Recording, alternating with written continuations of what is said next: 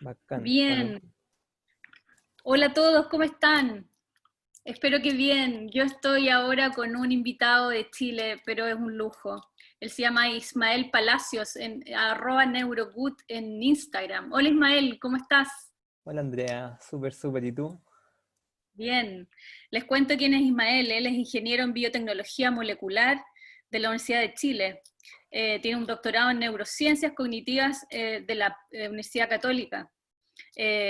Actualmente en un proyecto de postdoctoral para investigar los mecanismos de comunicación entre los sistemas nerviosos y el digestivo, sus implicancias con el bienestar, ya sea con ejercicios de control de atención o mediante el uso de probióticos específicos.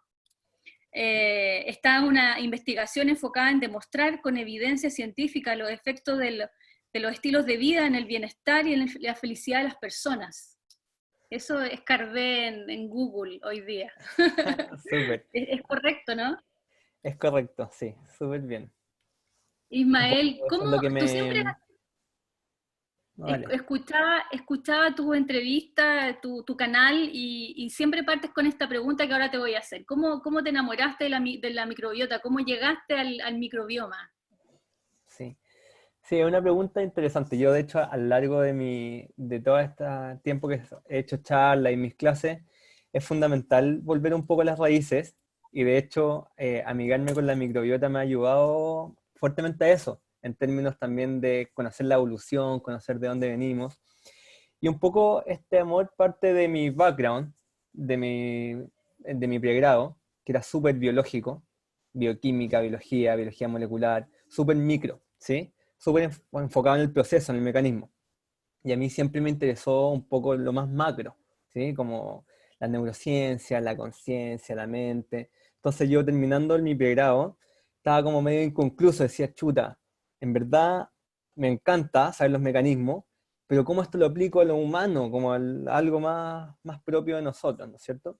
Entonces ahí di el salto y me metí a estudiar este doctorado en neurociencias cognitivas, que eso ya es full humano.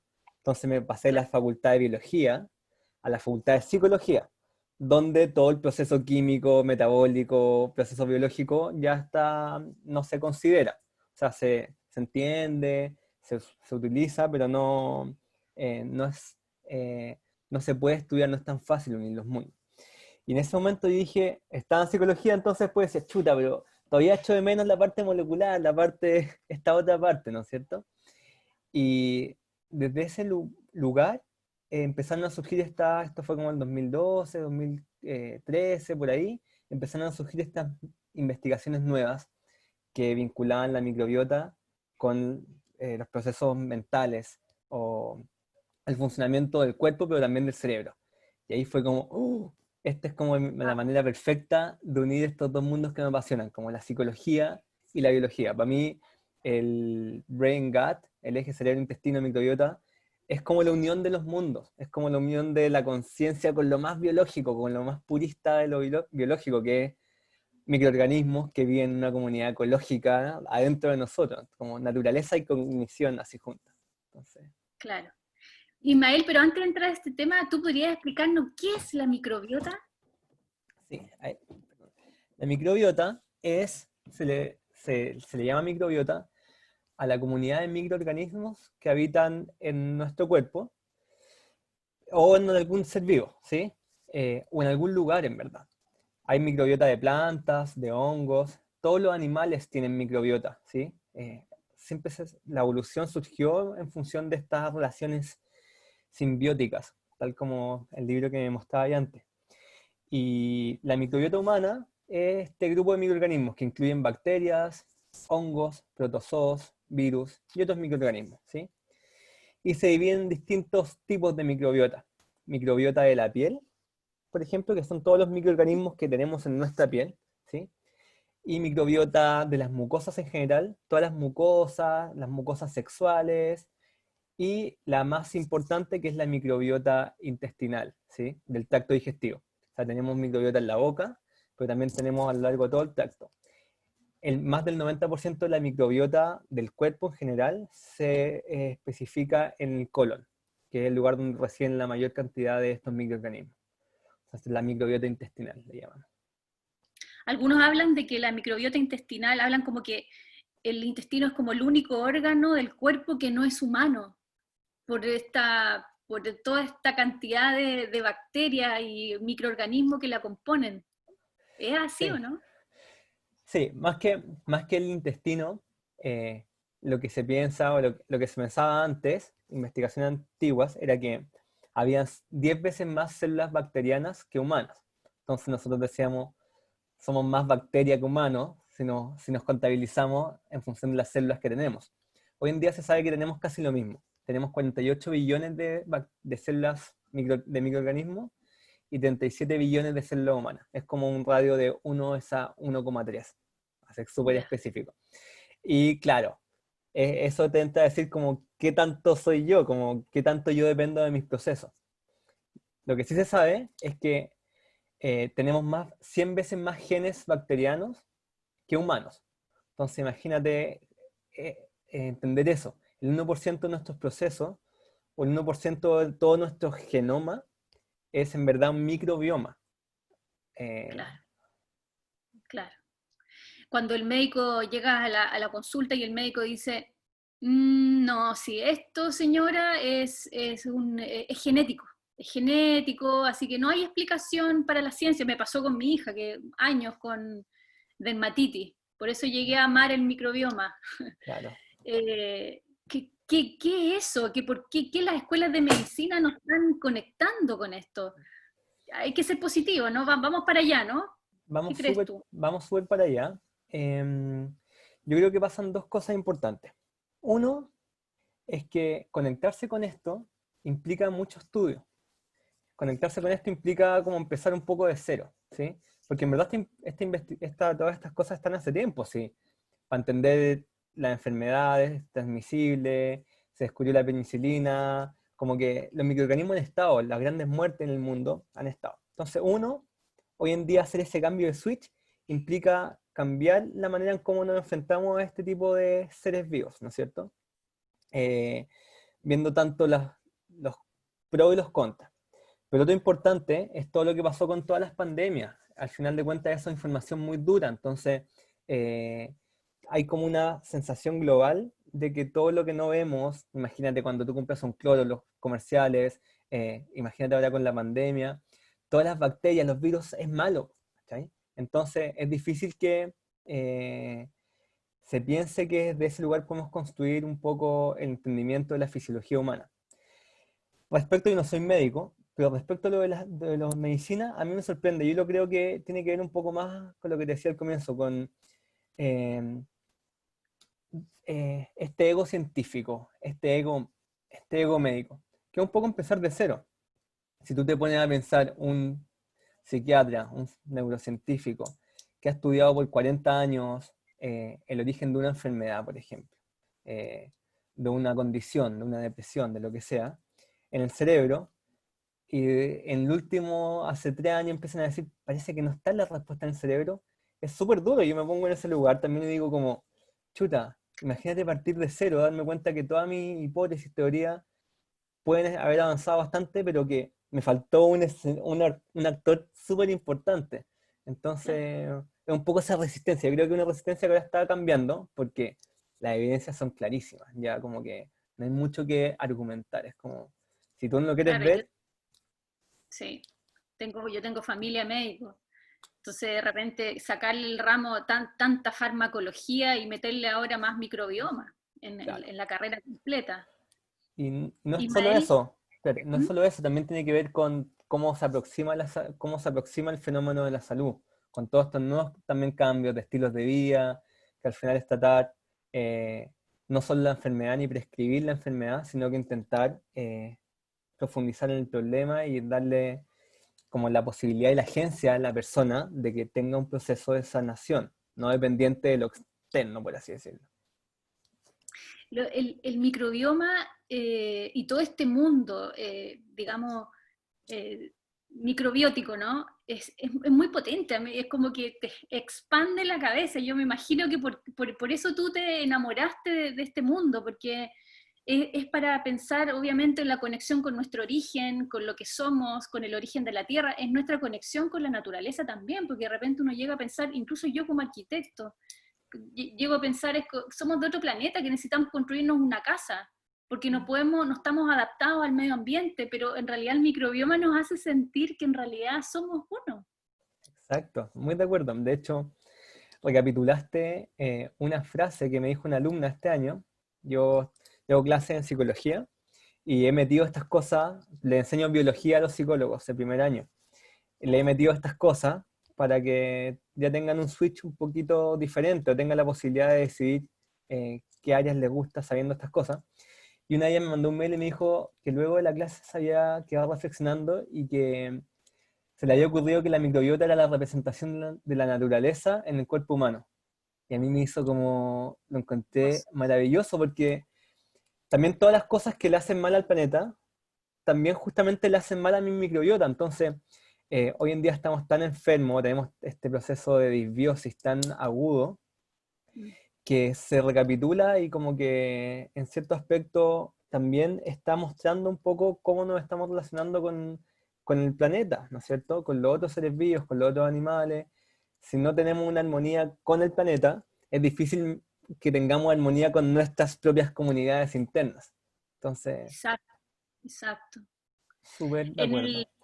el, cuando terminamos el curso, cuando me hice coach en nutrición, hablamos un capítulo completo sobre esta comunicación intestino-cerebro y el doctor Perlmutter, que es como hoy día un referente, que escribió Cerebro de Pan, ¿no? Ahí también se hablaba sobre los psicobióticos, que serían como las nuevas soluciones en el futuro, ojalá cercano a los problemas psicológicos. Háblanos de eso, ¿cómo se conecta el intestino con el cerebro? Bueno, te voy a anticipar de que yo soy un poco, no anti, pero soy súper cuidadoso con el tema de los probióticos. Ya. ¿Ya? Por el mismo tema que hablaba antes, que mi idea no es volver a buscar la solución en algo externo. Como que hoy en día se están invirtiendo millones de billones de dólares en startups mundiales para buscar tu probiótico específico, y al final de cuentas lo único que están haciendo, o siguen con este switch mental de busca esta solución afuera. Como que tú no puedes llevar tu proceso saludable a lo largo de tu estilo de vida, de tu vida. Entonces busquemos alguna manera para solucionártelo sin que sea problemático para ti. Entonces ahí yo tengo como un pequeño tema, con el tema de cómo el probiótico nos va a solucionar la vida. Como que no creo que así sea, no creo que sea la manera adecuada de enfrentarse a esto, ¿sí? Ahora bien, es súper interesante darse cuenta que igual hay mecanismos de comunicación súper interesantes. Hay varios. No sé si quieres que profundice en cómo ocurre esta conversación. Dale nomás. Mira, el primer eje, hay como cinco. El primer eje importante de comunicación es a través de las vías neurales. Nuestro cuerpo, nuestro cerebro, se conecta con el cuerpo periféricamente a través de un eje que se llama autonómico, que incluye dos vías, la vía parasimpática y la simpática, ¿sí? Y que van a regular un poco mi estado de activación en función de las demandas del ambiente, ¿sí? Y eso es fundamental porque de alguna cierta forma eso permite que yo tenga una coherencia con lo que yo estoy percibiendo de afuera, ¿no es cierto? O sea, si yo tengo una situación en la cual me implica tener que correr o reaccionar, todo eso se traduce en ciertos cambios fisiológicos en el cuerpo que hacen que mi cuerpo se mueva acorde a esa experiencia, ¿sí? El eje principal parasimpático, que es un eje que tiene más que ver con estados más de calma, se conecta con todos los órganos del cuerpo, ¿sí?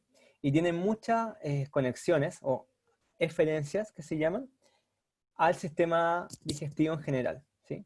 Entonces hay una conexión importante cerebral con todo el eje del sistema digestivo, pero además en el mismo sistema digestivo hay un sistema nervioso propio del sistema digestivo, que se llama sistema nervioso entérico, y que tiene la misma cantidad de neuronas casi que todo el sistema periférico, ¿sí? Entonces por eso se pensaba que el sistema digestivo es como un segundo cerebro, no por las bacterias, sino porque en sí tiene un sistema nervioso que tiene actividad autónoma. De hecho, ese sistema nervioso, en muchas de sus funciones, el entérico, no depende directamente de las influencias del sistema nervioso central, del cerebro, sino que él mismo puede tener su actividad propia, ¿ya? Entonces existe una comunicación súper directa entre todo lo que pasa en mi intestino y cómo eso se le está informando al cerebro, ¿sí?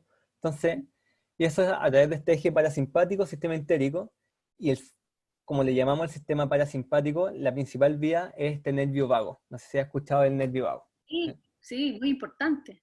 Entonces, el nervio vago es como esta representación o es el principal eje del sistema parasimpático que conecta con todo con el resto del cuerpo, con los órganos, con las vísceras. Entonces, esta primera comunicación ya está súper descrita. De hecho, se sabe que hay células intestinales de las células enterocitos que comunican y generan a través de una sinapsis comunicación directa con lugares del cerebro. Es decir, estamos hablando del orden de los milisegundos. O sea, cosas muy rápidas, ¿sí? De hecho, unos investigadores con los que yo he tenido la oportunidad de colaborar y trabajar, describieron de que la actividad oscilatoria del sistema gástrico regula la actividad cerebral. Es decir, las oscilaciones gástricas están controlando, se están acoplando con las señales cerebrales oscilatorias. Entonces eso te habla de que hay una comunicación súper estrecha y rápida. Probablemente el cuerpo le está diciendo constantemente cosas al cerebro, particularmente el sistema digestivo. Y sabemos que todo el funcionamiento de estas células depende fuertemente de la microbiota. Entonces, es imposible pensar que la microbiota no esté efectuando o comunicándole el estado interno del cuerpo de manera directísima, del orden de los milisegundos, al cerebro. Entonces, ese es el primer eje, como el eje directo neural, ¿sí? Perfecto. Segundo eje es un eje que es más top-down, que le llamamos todo esto, nosotros como en ciencia llamamos estas influencias del cuerpo hacia el cerebro, bottom-up, y influencia del cerebro para el cuerpo, influencias más top-down. El eje del estrés es una influencia súper importante. ¿Por qué? Porque el sistema digestivo tiene o está plagado de receptores para las moléculas del estrés. Entonces, todo lo que le pase, todo lo que tú percibas que se traduzca en una respuesta de estrés, va a afectar directa y fuertemente todo el funcionamiento del sistema digestivo. Y eso, de su misma forma, va a también generar un efecto directo a través de estas vías neurales, ¿no es cierto? Entonces, tenemos el nervio vago, el eje del estrés, el metabolismo de los neurotransmisores. No sé si has escuchado que también dicen que el 90%, no sé cuánto, de la serotonina se produce en el sistema digestivo y no en el cerebro. Bueno, eso es real. Ahora sabemos que esa serotonina que se produce en el sistema digestivo no puede llegar al cerebro, ¿sí? Es una serotonina que se queda generando funciones en el cuerpo, pero eso es importante también porque desde el lugar donde se genera la serotonina, que es el triptófano, ese sí puede atravesar el cerebro. Entonces la cantidad de triptófano que yo tenga en el cerebro depende de cuánto se procese en el sistema digestivo, ¿no es cierto? Entonces no solo serotonina, sino que GABA, dopamina, glutamato, son importantes neurotransmisores que generan funciones en el cuerpo, se están regulando su cantidad en el sistema digestivo. ¿Ya? Y eso tiene que ver fuertemente con todos los estados relacionados con la activación del cuerpo, con los procesos de recompensa, con la regulación emocional, con el mood en general, con el estado de ánimo. Todo ese tipo de moléculas neuromoduladores están regulando esos procesos. Entonces, si la cantidad de esas moléculas se regula en el sistema digestivo, entonces es bastante lógico pensar de que alguna influencia van a tener, ¿no es cierto? Piensa que tú cuando tomas un antidepresivo, lo que haces es aumentar los niveles de serotonina, la mayoría de los antidepresivos. Cuando tú tomas un ansiolítico, lo que haces es aumentar o modificar los niveles de GABA, que es otro neurotransmisor. Gran parte de esos neurotransmisores se metabolizan o se regula su cantidad en el sistema digestivo. Entonces uno dice, bueno, podría ser que de alguna forma modificando la naturaleza o la actividad de estos microorganismos podamos efectuar o llevar a cabo procesos antidepresivos similares a la de un fármaco, ¿no es cierto? Entonces, esa otra vía. La cuarta vía es la regulación del sistema inmune.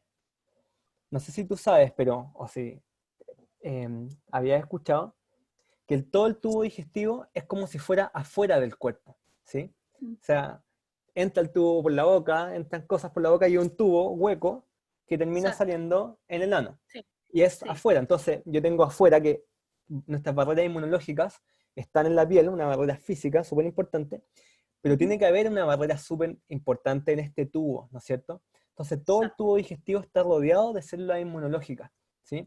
Que van a Ujú, regular este intercambio de cosas que pasan entre afuera, dentro del tubo, y la sangre y los distintos fluidos del cuerpo. Entonces, ujú. fundamental, hay una conversación muy importante entre este sistema inmune y lo que pasa en el sistema digestivo. Ahora, ¿qué tiene que ver esto con el cerebro? Que si tú te pones a pensar cuál es nuestra función como seres vivos, la más básica es sobrevivir, ¿no es cierto? Sobrevivir y ir a procrear hasta una nueva generación, ¿no es cierto? Como seres Claro. vivos es nuestra función. Entonces el cerebro tiene que tener una conversación muy directa, y la tiene, con nuestro sistema inmune, porque eso permite que mi sistema inmune se prepare para luchar. El sistema inmune es el que está preparado para enfrentar ciertos eventos del exteriores, químicos, pero también físicos y también psicológicos. El sistema inmune se prende, ya se sabe, ya lo sabemos, que el sistema inmune se prende cuando uno está estresado, se prende cuando uno anticipa una situación problemática, el sistema inmune se activa. Entonces, eh, gran parte de la regulación del sistema inmune está mediada por lo que pasa en la guatita, ¿sí? Y en los Ujú. intestinos. Entonces esa es la cuarta relación. Dale. Significa que, por ejemplo, una persona que toma antidepresivo, que está diagnosticada por su psiquiatra, ¿no? Estos receptores en el fondo tratan de regular y genera obviamente una respuesta en su sistema digestivo, su microbioma. Eso se sabe. De hecho hay un artículo súper lindo que se llama como antidepresivos, antimicrobianos o los dos. Ya se sabe que los antidepresivos también generan un efecto en la microbiota. Entonces al final es súper complejo, y lo que hablábamos al comienzo, como cómo empezar de nuevo a pensar en el tema de la salud mental, la psiquiatría. Y yo sé que para muchos psiquiatras que ya están consolidados, esto, sobre todo si me escuchan hablar a mí, que soy un cabro joven, no sé, dirán como, esto es una moda, o quizás no hay investigación, o es súper irresponsable lo que él dice, qué sé yo. Pero de cierta forma, hoy en día tenemos evidencia que estos fármacos modulan la actividad de las bacterias, y sabemos que entonces esa modulación genera que estas bacterias generen los efectos contrarios arriba. Entonces al final de cuentas se está generando un círculo vicioso. Y cómo eso se incluye en nuevas terapias, en nuevos tratamientos.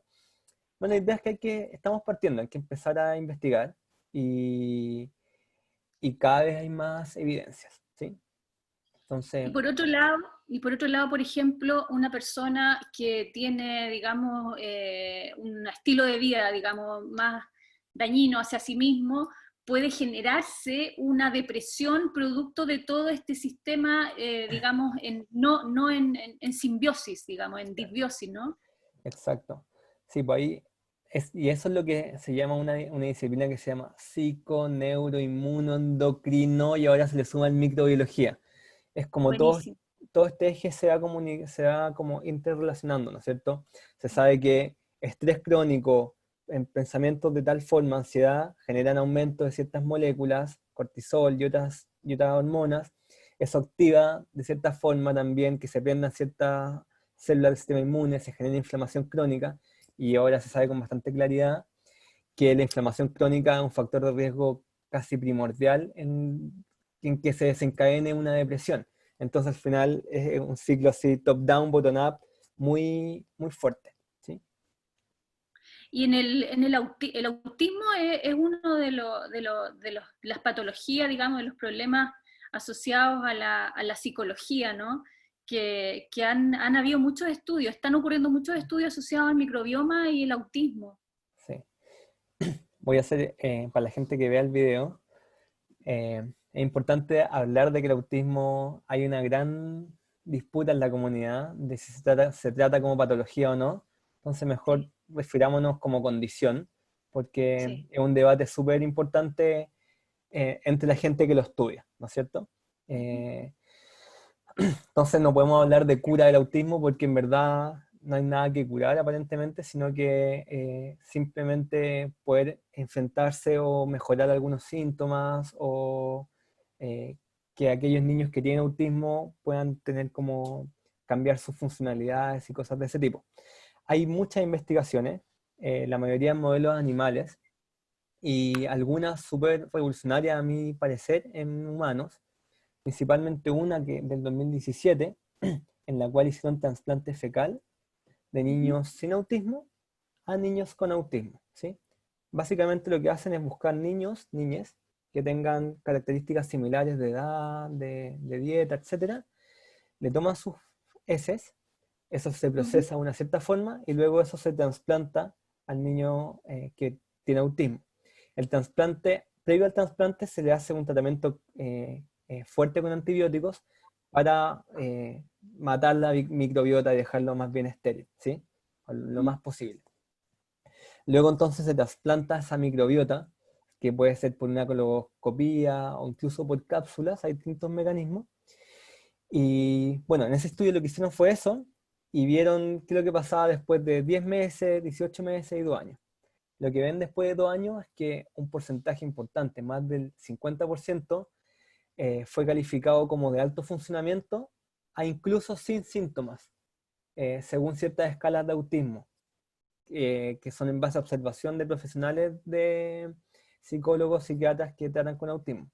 Entonces eso, más allá de entender o no el mecanismo, me imagino que es súper revolucionario en torno a veces la desesperación de alguna familia, de querer que su hijo se sienta un poco mejor, hija se sienta un poco mejor, y ver que con un protocolo de esta índole se encuentran resultados tan claros, ¿no es cierto? Y tan esperanzadores, por así decirlo.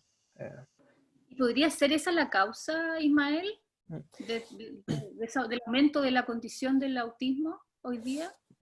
Mira, no podemos hablar, y con eso también hay que ser súper cuidadosos, no podemos hablar como de causas y de totalidades, porque en general todas las condiciones y el funcionamiento del sistema nervioso, de la mente humana, es súper complejo y algo interconectado. O sea, tampoco nosotros podemos irnos al otro lado y decir como todo está en la microbiota, ¿no es cierto? Eso también sería un error.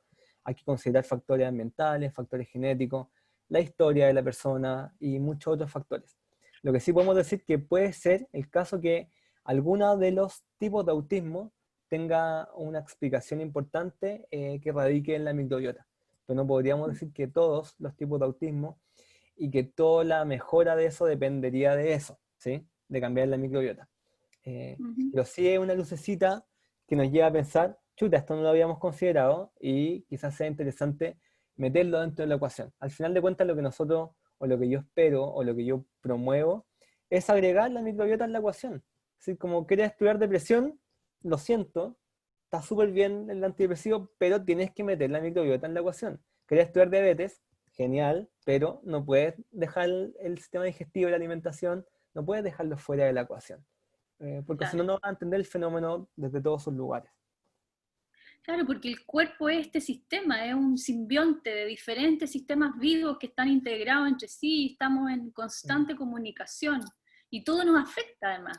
Exacto. De hecho, Lynn Margulis, en su teoría endosimbiótica, que explica el surgimiento de ciertas células más avanzadas, o sea, ciertas células que tenían otras funcionalidades, ella dice que en verdad el que sobrevive son los que asocian, los que se asocian, los que pueden generar colaboración, las especies que pueden asociarse y generar colaboración. Y de ese modo tú lo ves en las plantas, en las bacterias, en seres más primitivos, aunque no son más primitivos, pero que surgieron antes en la evolución. eh, aquellos seres vivos que se asociaban tenían mayor probabilidad de enfrentarse a cambios ambientales, al final de cuentas. Es un ser vivo más preparado. Y lo mismo pasa con nosotros, imagínate, si yo fuera solo humano, o sea, ni un ser, o sea, desde las ratitas y otros seres vivos, otros animales, no sobreviven sin sus bacterias. O sea, tú les sacas las bacterias, hay a estos animales que se llaman gen-free, les sacas las bacterias y no sobreviven. Entonces, nosotros nos estamos enfrentando, tenemos la posibilidad de desenvolvernos en el ambiente gracias a que ocurrió esta colaboración simbiótica entre estos microorganismos y este macroorganismo, lo que le llamamos holobionte hoy en día. ¿Sí? Colocantes, exacto. Hay algo, hay un aspecto de la medicina, porque siento que hoy día la medicina trabaja muy bien el trauma, nada que hacer. Pero hay un aspecto que yo siento que es una aberración y quiero que tú me lo confirmes de acuerdo a tus investigaciones, porque hoy día hay una cantidad enorme de cirugías bariátricas como una de las soluciones a bajar de peso para muchas personas, con todo lo que acarrea en términos de salud. Y yo me imagino que todas estas paredes internas digestivas, ¿no? Así como en el intestino, están llenas de, como tú nombraste, de receptores, de todo un sistema comunicativo a nivel de cerebro también. ¿Y qué pasa cuando cortamos ese órgano y lo mutilamos? Porque para mí es una mutilación. Sí. ¿Qué pasa con esa? Mira, yo no te voy a hablar desde lo médico, porque no es mi área y no me quiero carrilear. Me imagino que deben haber ocasiones en que estas cirugías son necesarias por algo médico, ¿no es cierto? Ahora bien, cuando se utiliza para bajar de peso, yo claro, estoy muy de acuerdo contigo que caemos en un lugar de irresponsabilidad importante, porque nuevamente estamos atacando el síntoma, pero no estamos atacando el problema. Y, y se desencadenan asociados a ellos otro tipo de consecuencias importantísimas. De hecho, tú piensas que si a ti te sacan la tiroides, eso se ha demostrado que tiene relación profunda con la depresión y con otro tipo de condición. Imagínate, te sacan eh, parte importante de un órgano con todas las funciones que ya hemos descrito. No hay manera de pensar que no va a tener repercusión en el funcionamiento, al menos inmunológico, ¿sí? En la regulación al menos inmunológica. Y si nos vamos a lo inmunológico, hoy en día también sabemos que no hay enfermedad que no se pueda entender desde algún aspecto, desde su mirada inmunológica, ¿no es cierto? Todas las defensas del cuerpo, todo el funcionamiento dependen de esto. Entonces, si yo saco todo este eje importante, que no solo está recibiendo información, sino que también está señalizando, ¿no es cierto? O sea, no es solamente que yo le mando información, de ahí también se liberan ciertas moléculas que le avisan al cuerpo distintas cosas, como me siento bien, me siento mal, cuánta hambre tengo, cuánto frío tengo, cómo se regula la temperatura, la termogénesis, que yo ocupe grasa para calentarme, por ejemplo, eso se regula fuertemente en el sistema digestivo. Cómo yo senso que tengo suficiente energía o que tengo que ocupar más energía de otros lugares, también se sensa ahí. Entonces, eh, no considerar el sistema, no considerar la totalidad de todo este eje importante es, a mi criterio, no ver o no entender realmente cómo funciona cómo funciona la fisiología humana, ¿sí? Y no solo humana, generalmente de los mamíferos, como la en adelante. Entonces, sí, estoy muy de acuerdo contigo. Te digo, te vuelvo a repetir, desde los médicos no podría decir que siempre es algo que no hay que hacer, o sea que, pero si yo quiero tratar un sobrepeso, creo que hay bastantes maneras más óptimas de hacerlo. Porque ojo con esto, si tú haces estos bypass y todas estas cosas, las conductas finalmente al final siguen siendo las mismas. Y tú modificas tanto el sistema que al final genera un eje súper complejo también de estado anímico, ansiedad, dependiente de que yo no siento que esté haciendo un cambio, entonces la persona empieza a engordar de vuelta. Es muy complejo. Mm. Es muy, muy complejo. Ismael, hablemos algo que yo siento que debiera hablarse mucho más en los colegios y entre nosotros. Hablemos de la caca. Me encanta la caca. Me encanta hacer caca. Y creo que es muy necesario, digamos, porque siento que hay mucha información y no sabemos leerla. ¿Cómo podríamos empezar a conectar con la caca? Y además que siento que en un futuro, ojalá no muy lejano, empecemos a ver la caca como el compost, ¿no es cierto? Como las cascaritas de todo lo que nosotros estamos reciclando y que después se convierte en un humus maravilloso que es un oro para la tierra. Sí. Ya, lo primero es, lo primero que yo haría, o lo que yo pienso es establecer una relación súper personal con la caca, como replantearse por qué, como que a uno le da vergüenza esto. No sé, como cuando uno era chico y estaba en la casa de un amigo, como que a mí me pasaba, lo peor que me podría pasar era que me dieran ganas de hacer caca. O en el colegio, por ejemplo, era terrible, como Claro, sí. hay como una concepción súper extraña, que no sé de dónde viene, ¿sí? Porque es algo tan natural, quizás porque tiene mal olor o ciertas cosas.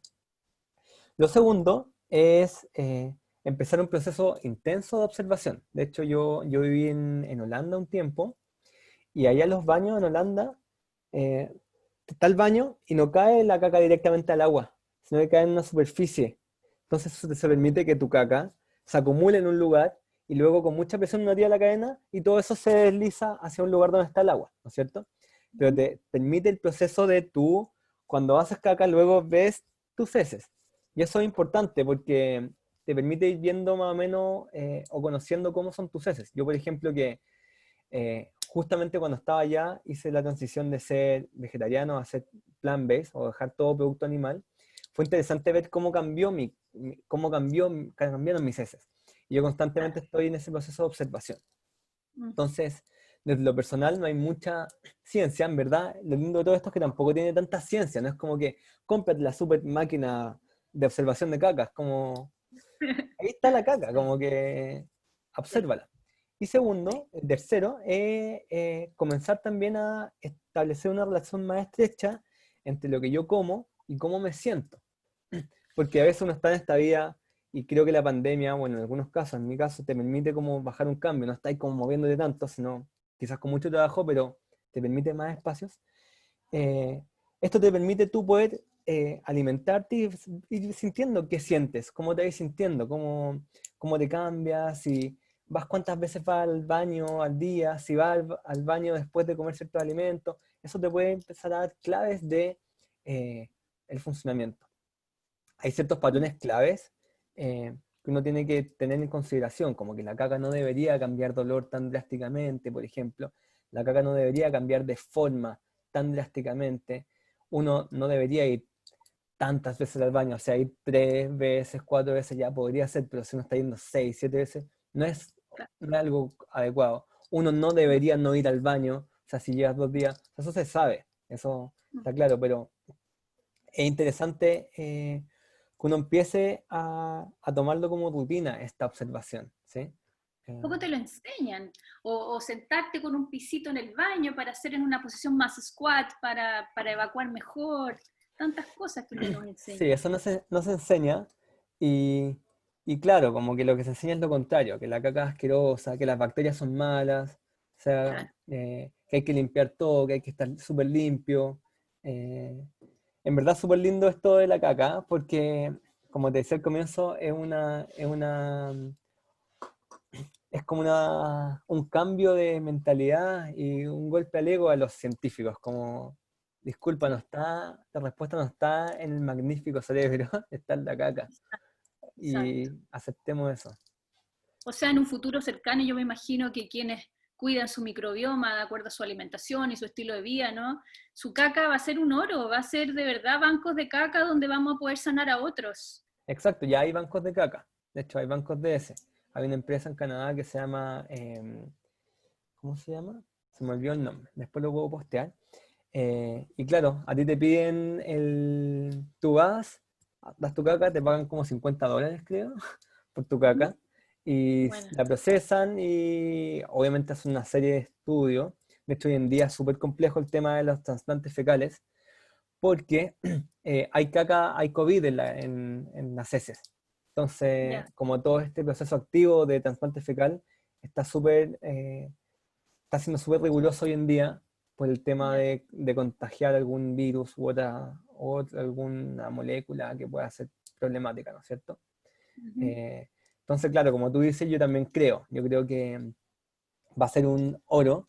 Y lo más lindo de todo es que depende de que sea local, porque la caca del que vive en Finlandia, no sé si le sirve al chileno, ¿cachai? Claro, La caca claro. del hindú, del marroquí, no le sirve al argentino. Quizás entre Sí, argentinos y chilenos podamos compartir un poco, pero en verdad son cosas que tienen que hacerse localmente, ¿sí? Que no puede llegar la transnacional gringa y decirte como nosotros, no, necesitamos caca chilena para curar enfermedades chilenas, porque toda la microbiota depende de la latitud, de la alimentación, la temperatura, de todos los factores propios de este lugar. Entonces, eh, Ismael, tú no eres, digamos, tan amigo de los probióticos, nos nombraste. En el fondo es porque finalmente no hay, digamos, una receta, porque finalmente nuestro sistema, mi sistema microbiano es muy distinto al tuyo y al de mi hija. ¿Es por eso? mira, lo primero es porque humildemente reconozco que hay una disputa de peces gordos al respecto. Ujú. Entonces, me parece súper irresponsable de mi parte obviar que está la Sociedad de Gastroenterología Americana en una disputa gigantesca con la Sociedad de Probióticos y Prebióticos, debatiendo de si los probióticos sirven o no. Como, ¿quién soy yo para decir, no, si los probióticos son increíbles, si están los expertos del mundo debatiendo de esto? ¿Sí? Eh, Eso por un lado. Por otro lado, es porque nuevamente la industria ha llevado a un misunderstanding, como una mala entendimiento de lo que es un probiótico, ¿sí? Un probiótico surge eh, como una alternativa a través de la biología molecular, la microbiología, para solucionar algún problema, ¿no es cierto? Entonces son bacterias que se ha demostrado que en cantidades precisas cumplen un rol en algún rol que beneficia a la salud. Hoy en día mezclan millones de cepas de probióticos y en las cantidades que sean, y dicen, sí, tómalo, toma el chamito no sé cuánto, el helado no sé cuánto, y no hay evidencia científica para demostrar que eso efectivamente va a tener un efecto beneficioso en la salud, que es la base de lo que se considera un probiótico, que tenga un efecto. Claro. Entonces probablemente un probiótico no te va a hacer mal, ¿sí? Pero lo que se sabe harto hoy en día que es como botar un poco la plata, Ya. porque no te va a hacer nada. Hay probióticos muy, muy específicos para ciertas condiciones y en momentos muy particulares. A mí me preguntan un montón por redes sociales, como, oye, quiero tomar este probiótico, y yo lo primero que les pregunto es como, ya, pero ¿por qué quieres tomar el probiótico? ¿Tienes alguna condición? ¿O estás tomando antibióticos o algo? No, porque me dijeron que los probióticos son buenos, entonces yo les digo, como, si quieres tomar probiótico porque te dijeron eso, es como, tómalos, pero yo, lo personal, no creo que si no tienes nada, tomar ese probiótico te va a causar algún beneficio, ¿sí? Eh, y eso es lo que está en disputa en general eh, como en las comunidades científicas. ¿Cuándo sí se puede recetar un probiótico con mayor seguridad? Cuando uno está haciendo estos procesos de restablecer toda la microbiota, en la cual a veces te tratan con muchos antibióticos, y al tratarte con muchos antibióticos, gran parte de estas bacterias que son benéficas mueren, ¿sí? O se puede alterar su concentración. Entonces luego, para restituir todo este proceso, te ayudan con un poco de probióticos, que son estas multicepas. Pero asociado a eso también, hay algunas condiciones como colon irritable, o algunas condiciones muy particulares, en el cual ciertos probióticos muy específicos, en ciertas concentraciones muy específicas, se ha visto que podían tener algún efecto benéfico. Pero no es como cualquier probiótico siempre para cualquier cosa. Como que es como también un antidepresivo, como que solo que se trata... ¿Cómo? Además, si no cambiaste los estilos de vida, no sacas nada con tomar probióticos y sigues consumiendo lácteos, azúcares, etcétera. Exacto. Yo, por ejemplo, en mi investigación voy a ocupar un probiótico, que es el único probiótico que ha sido demostrado o que está como en vías de... No, ya fue demostrado y está aceptado como probiótico que afecta en la salud mental, como en el mood, en la ansiedad, en el estrés. Y yo lo voy a ocupar en mi investigación para seguir verificando su efecto. ¿Y esas cuáles son esas cepas que tú Son sientes que son dos, importantes? son dos cepas particulares. Una que se llama Lactobacillus acidophilus Sí. R75, porque hay que entender Ah, que ya. está la cepa, Muy, ya. porque son la cepa bacteriana, pero está la especie bacteriana y la cepa. La especie es Ah, ya. Lactobacillus acidophilus, Lactobacillus helveticus, hay varios, ¿sí? Pero hay distintas cepas, ¿cierto? Mm, Y cuando uno hace investigación, lo que se prueba en investigación es específicamente una cepa, que puede no tener los mismos efectos que otras cepas. Está ujú, Lactobacillus acidophilus R75, que es del laboratorio Russell 75, pero hay otras que tienen otros números de otros laboratorios, que no significa ujú. que tengan el mismo efecto, que no son exactamente la misma cepa. Entonces el que yo ocupo Perfecto. es este Lactobacillus acidophilus o helveticus R65 y un Bifidobacterium longum también de Russell 125. ¿Sí? Entonces, Ujú. eh, se ha demostrado que esta mezcla, estos dos juntos, porque también hay que pensar otra cosa, lo que hacen muchas empresas farmacéuticas o de probióticos, es que se demostró que probiótico 1 genera esto, probiótico 2 genera esto, probiótico 3 genera esto, y mezclan los tres probióticos y dicen, entonces, como estamos mezclando estos tres, esperamos tener estos tres efectos. pero olvidamos que claro, estos son seres vivos, eh, exacto, que quizás juntos se inhiben el otro, no sabemos. Entonces claro. eso para mí es súper complejo, como tratar condiciones particulares con estos probióticos. Ahora bien, cuando queremos restablecer como todo el sistema, ahí podemos decir ya, tirémosle como una ayuda, le Claro, tiramos 10 cepas exacto. distintas que sabemos que están y van a contribuir a que esto se repoble. Pero si yo tengo una condición muy particular y le tiro esta multicepa, estáis tirándole como una cuestión con los ojos tapados, no tenéis ni idea de lo que pasa. Y por ahí escuché en uno de tus IGTV que tú hablabas de que los alimentos fermentados no podríamos nombrar que son alimentos probióticos, la kombucha, el kefir, el chucrut, la kimchi. Ya. Es que ahí, bueno, yo tengo una deformación científica, ¿ya? Que, y como también súper, quizá un poco estructurada. Si nos como acotamos a la definición, no se considera probiótico, porque para que sea probiótico tenemos que saber exactamente lo que hay y en qué concentraciones yo sé que va a generar un efecto benéfico para la salud, ¿sí? Eso es Entonces, imposible, porque son vivos, pues están vivos y están exacto, moviendo. pero en los probióticos, en las cápsulas, por ejemplo, yo tengo acá las cápsulas de mi probiótico, es un Claro, polvito específico que está adormecido y que luego al sí, comérmelo se rompe toda la cápsula y se activa con los jugos gástricos y sabemos la concentración específica de bacterias que hay. Y generalmente claro. los probióticos tienen eso. Pero la kombucha, el chucrut, o sea, el sauerkraut, el kefir, no tengo idea. Lo que no Lo que no significa significa que no sean no buenos. sean buenos. Ujú. Me empecé a Me empecé a escuchar. escuchar. Te escucho bien. Sí, pero me escucho yo como... Ah, ahí paró. Que me estaba escuchando como con eco. Ya. Eso no significa que no tengan efectos buenos para la salud o que no puedan tener un efecto probiótico, ¿sí? Pero cuando dicen como, no sé, yo tengo una empresa familiar de kombucha y no me atrevo a decir que es una bebida probiótica porque realmente no sé lo que tiene y no sé si efectivamente con esas concentraciones hace algo benéfico en la salud por esas bacterias. Ya. Ahora bien, sé que es bueno para la salud por un montón de otras propiedades. Tiene un montón de otros metabolitos, ácidos grasos, polifenoles, como los nutrientes están mucho más biodisponibles. Entonces, es como yo hago, no sé si me mareo mucho haciendo esta distinción de Ujú. que el probiótico en sí Sí, es es un suplemento específico para ciertas condiciones. Y el sí. chucrut y todo esto que estamos hablando son maneras súper increíbles de tener como efectos benéficos en la microbiota, Ujú. sin saber mucho qué es lo que hacen o qué es lo que pasa ahí. Eso. Perfecto.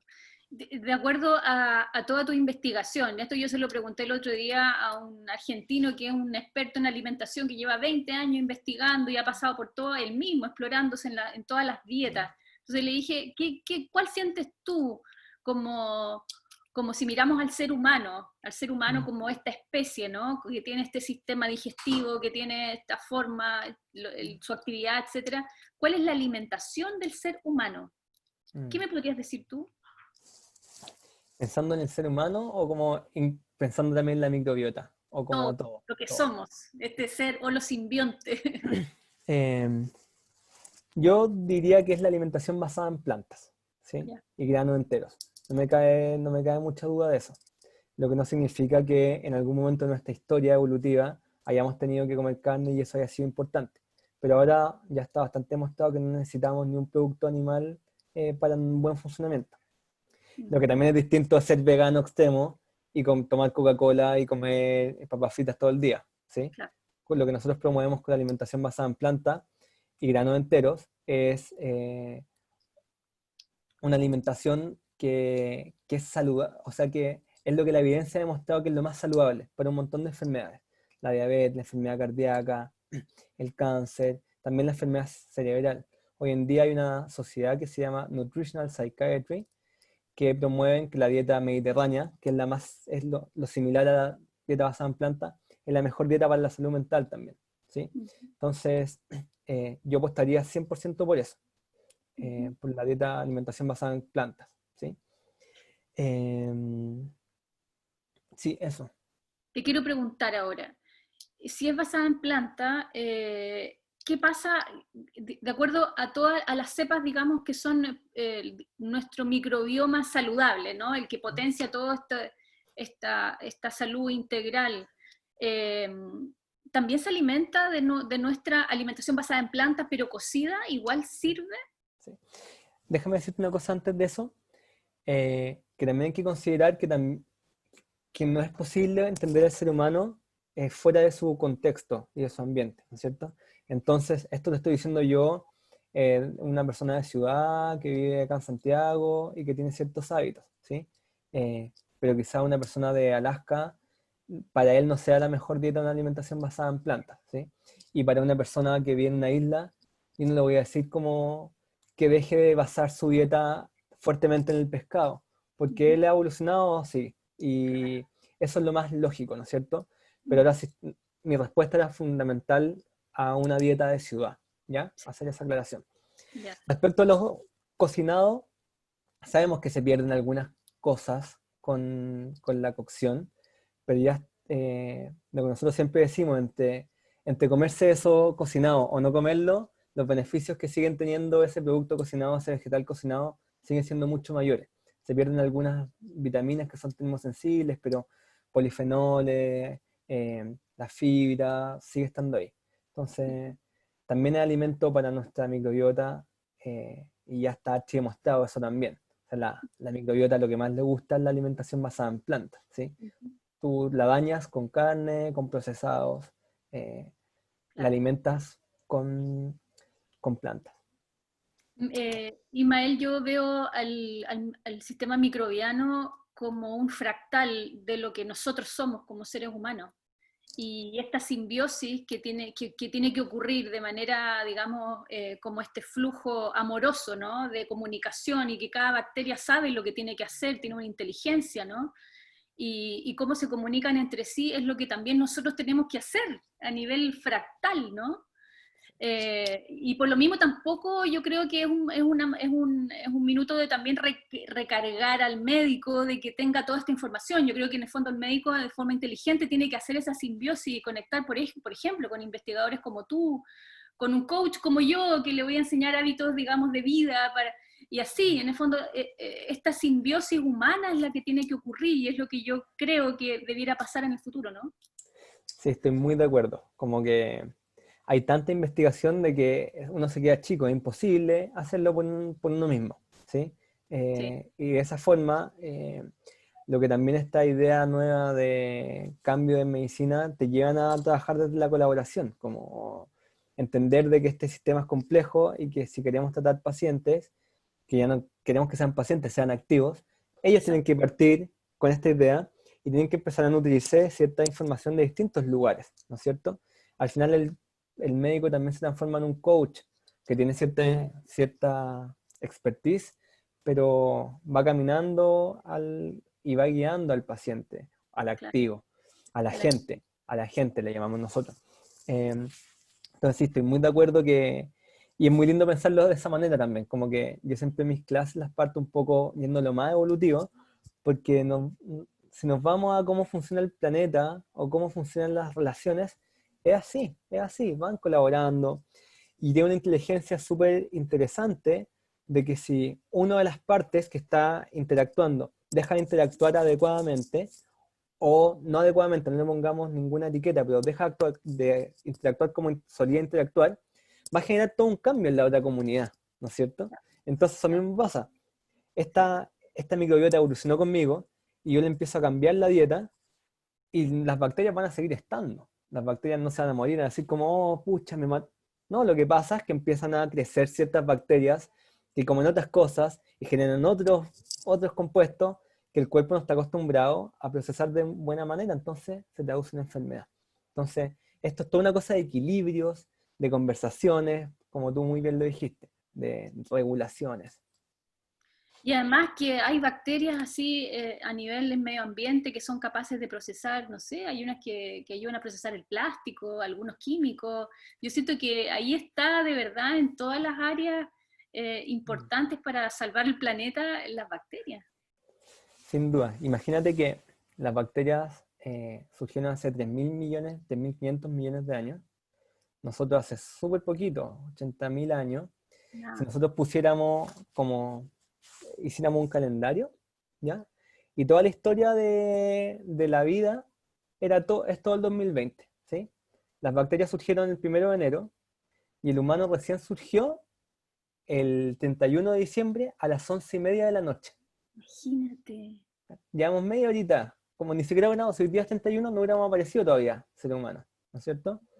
El Homo sapiens, nuestro más cercano, apareció como, o sea, el Australopithecus apareció como a las 2:30 del día, como si pusiéramos todo eso en un calendario. Entonces, ¿cómo nosotros vamos a pensar de que ellas no tienen ninguna función primordial en todo?